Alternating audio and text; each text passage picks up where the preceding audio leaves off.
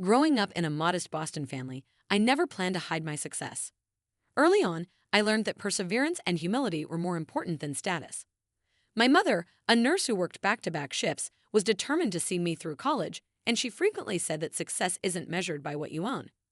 My father, a mechanic, would return home with grease-stained hands and a worn smile. "It's defined by who you are," she said, and by the time I was 23, I have established a consulting business in my garage. 2 years later, it had expanded into Tech Solutions, which is currently valued at over $200 million. But I kept a low profile, preferring the quiet fulfillment of working in the background. Then, I met Michael at a local coffee shop, and I became engrossed in reviewing contracts. When he knocked over my coffee while I was wearing my typical jeans and jumper, he said, "No, I'm so sorry." He fumbled to save my papers, and I couldn't help but laugh. "It's okay," I told him, adding that even though those documents were acquisition agreements worth millions, his genuine panic was oddly charming. "Let me make it right, though." He insisted that I was Michael, by the way. "Wait, Emily," I smiled and said, "Sure, I'll take you up on that coffee." The coffee turned into dinner, and dinner into a relationship. Michael was different from anyone I'd ever met. He was a high school teacher who truly loved his job and was very down to earth. He never inquired about my wealth, primarily because he was unaware of it. I told him I was an executive assistant at Tech Solutions. It wasn't totally false. I did manage administrative duties as the business's owner rather than an assistant. I wanted to be adored for who I was rather than what I had, and everything was ideal until I met his mother, Victoria Patterson. Her home was brimming with knockoff designer goods, and her congress was centered around her. Fictitious ties to high society from the beginning, she was critical of me, a secretary, and inquired sharply during our first dinner about Michael Darling's absence. "She was a surgeon's daughter, and I introduced you to Mom." Michael was obviously irritated, but she persisted, saying, "I just think given our family status, you should aim higher." The irony wasn't. Michael had already revealed to me the reality of their middle-class existence, which was supported by credit card debt and outward appearances. I said I like my job simply because it's fulfilling. Victoria sniffed dismissively. "Well, someone has to do those things." I guess her passive-aggressive comments became a regular part of family get-togethers during Christmas, while others received considerate presents. "Plain office planner for keeping your boss's schedule," she said, smirking. Michael frequently apologized in private, but never confronted her directly. I knew that family dynamics could be challenging, but then one Sunday dinner, Victoria barged into the room with a newspaper and announced that Tech Solutions was searching for a new CEO. This was my chance to almost choke down my wine, even though it was true that we were looking for a CEO and that the search was extremely selective. Michael asked, looking surprised, "Of course, after 20 years in MLE management, it's time I moved into the big leagues." She turned to me, and Emily put in a positive word for me, "But I doubt your recommendation carries much weight." I keep a neutral expression, and I'll see. The following week, Victoria arrived at Tech Solutions for her interview wearing an extravagant suit that I had washed from my private office. She loudly declared her qualifications in the lobby, "Mrs. Patterson, my assistant," and waved, saying, "What I can do, don't bother." I've already called in favor, and the board will be impressed by my credentials. Little did she know that I was the board. When Victoria saw me sitting at the head of the table with board members Emily on either side, she froze. "What are you doing here running my company?" she sputtered. "Equally, please have a seat." Her face went pale as she realized that this couldn't be just one board member. "The board is ready for you." Verified that M. Walker is our founder and largest shareholder. Victoria's meticulously planned fad started to fall apart when I opened her application file. "Let's talk about your qualifications," I said, my tongue all business. Her riz was full of embellishments, and I questioned each one of them. Her fake accomplishments and purported connections quickly came to light.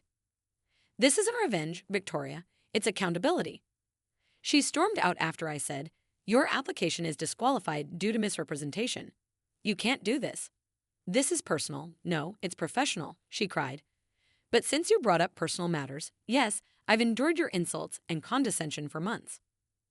Muttering threats about exposing me to Michael, but I thought that was already happening and reached for my phone. It was time for Michael to learn the truth. Mom just called me in tears, and Michael said, "You're her boss, Emily. What's going on?" as he entered my office. I gestured for him to sit down and take a deep breath.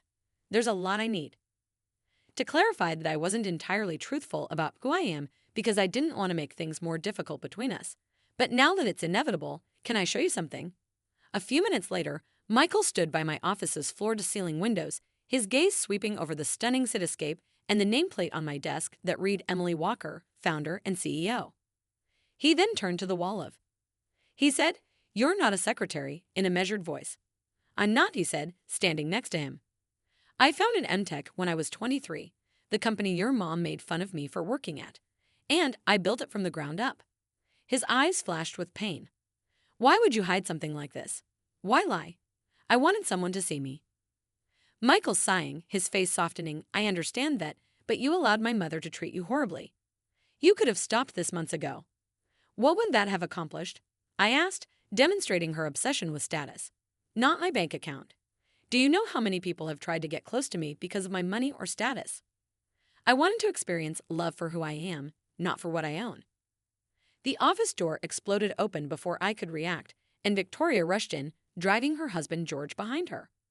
Her face was red with rage, and she screamed, "George, you are the liar and manipulator."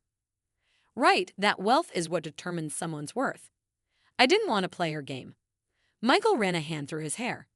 "You're right, I should have defended you. This wasn't personal. Your wife lied on her application and misrepresented her qualifications." I recorded the entire interview, so I said, "It feels inappropriate that you use your position to reject Victoria over personal disagreements." Victoria's stumbling responses were played over the speaker, and I said, "It wasn't personal." Victoria's face is twisted with anger, and you think you've won, but wait until everyone hears about this.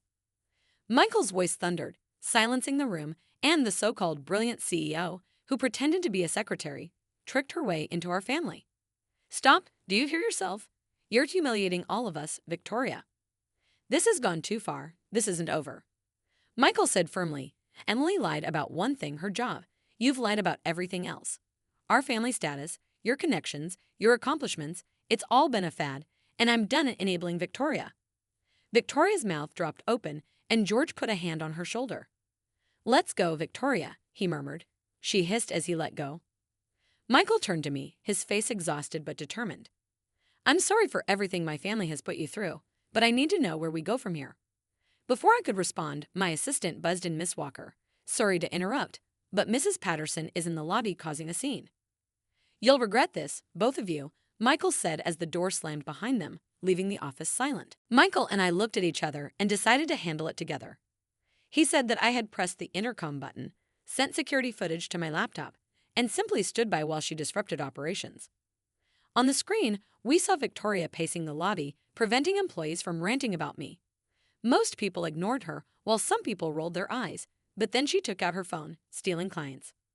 She works in middle management at Patterson and must have accessed the files. I was already calling Mr. Patterson, and this is Emily Walker, your employee. Victoria Patterson is in my lobby. "I have proof right here," she said, waving the phone in the air. "My blood ran cold," she said, referring to the financial documents from Patterson Insurance. A sharp voice broke through the confusion on the screen as Victoria Patterson, a composed woman in a suit, approached with two men at her side. "I'm Susan Chen, legal counsel for Patterson Insurance, and I'm suspending you for threatening to reveal private client information." "Yes," awful Victoria's voice blared over the feed and ruined her. "She has been stealing our best clients."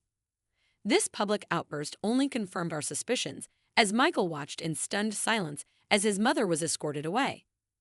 "Pending investigation for breach of your non-disclosure agreement and attempted corporate espionage," Victoria Street stumbled back. "No, you don't understand.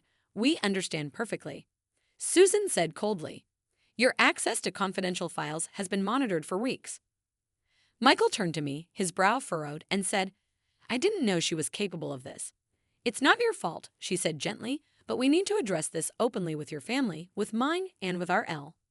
Michael nodded, his voice steady as security led us out of the building, and Victoria was stunned. During the merger talks, I acknowledged that I intended to assist her in moving into a position that better suited her abilities. This is one of the reasons I kept my identity a secret.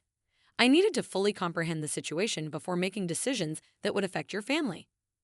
Mr. Patterson, who was standing close by, shook his head and smiled slightly, always keeping others like Emily in mind. First, he straightened his jacket and said, "Don't worry about Victoria. We'll handle the legal aspects with discretion for Michael's sake." After you left, there was silence in the office. Michael sat across from me, staring out the window, lost in thought and thinking I need some time.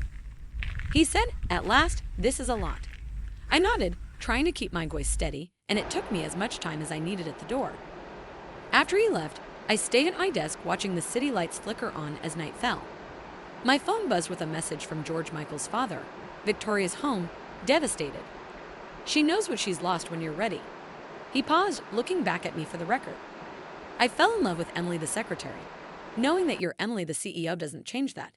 It just means I have more to learn about you." In the week that followed, I immersed myself in work to give Michael and his family the space they required. Meanwhile, the media learned of Victoria's public meltdown, and corporate espionage involving two merging companies was too scandalous to ignore. Fortunately, both companies' public relations teams were able to limit the damage. During a late-night review of merger documents, my assistant buzzed in Miss Walker, saying, "The Patterson family is here to see you." George led with calm authority, Michael had an unreadable expression, and Victoria, who usually exuded confidence, finally showed signs of vulnerability. She wore simple business attire, which was a sharp contrast to her usual designer wardrobe, Emily. Victoria stepped forward, wringing her hands, and George started his tongue measure. "I've been in therapy for intensive sessions this past week, losing the promotion, and it broke me everything. I built my identity around my importance and my connections, and it all crumbled." "You try to hold on by grabbing more," I said quietly, and she nodded, tears welling up in her eyes. Michael put a gentle hand on Mom's shoulder and said, "There's more you need to tell her." Victoria took a deep breath. "I've battled a shopping addiction for years, making up stories about our family's past. When I saw the CEO posting, I thought I deserved it and that everyone else had been holding me back. Then, when I found out the truth about you, it broke what little I had left." Status. It all began when George's company ran into problems 10 years ago. It was easier to create a fantasy than admit we weren't who I pretended to be. George spoke up with a lot of regret, and I allowed it because I believed that maintaining appearances would keep us afloat, but it only made matters worse. "The merger is still going on," and I nodded yes, Victoria's. "After everything I've done, everyone deserves a second chance," I said, "but there are conditions such as ongoing therapy, working with HR on a transition plan, and, most importantly, being honest with Victoria." Her eyes widened in disbelief. "The merger includes a retirement package for long-term employees, which is hers if she wants it." Victoria's carefully built walls finally collapsed, and I apologized to Emily for everything I did to you. "I'm sorry for everything," I said. Michael came to my side and took my hand. "We've all learned something." He told Mom about being honest, Dad about supporting me, Emily about trusting people with the truth, and I finished moving forward too. A year ago, I believed that appearances and status were everything, but my daughter-in-law taught me that true feelings are more important than appearances. A few months later, Victoria retired quietly. The merger went smoothly, and she found new purpose volunteering at a financial literacy program to help others avoid the mistakes she made at her wedding. The following spring, she gave a heartfelt speech that left few dry eyes. "Emily, I appreciate you giving our family another chance, not because you're a CEO, but because you're a kind person." Michael squeezed my hand beneath the table, and we had reestablished our relationship based on the truth, putting aside false pretenses and lies. As I looked around, I noticed our merchandise family, George talking to my father about business, and Victoria lending a hand. Although I do miss that secretary desk sometimes, I smiled and said, "Well, you just say your assistant is going on maternity leave. Don't tempt me. I might just go undercover again." Michael whispered, "My mother arranges flowers for our employees' meetings with relative success, and I realized it meant nothing without people to share it with." As the celebration went on, I reflected on that first unintentional coffee spill and how it had led to this moment, demonstrating that sometimes life's greatest blessings come disguised as chaos. Looking around at the people I loved, I realized that success wasn't measured in dollars. Her genuine laughter this time was free from pretense, and she found something far more valuable than status: peace with who she truly was. It was measured in seconds or titles. Opportunities, harsh realities, and the bravery to be true to who you are.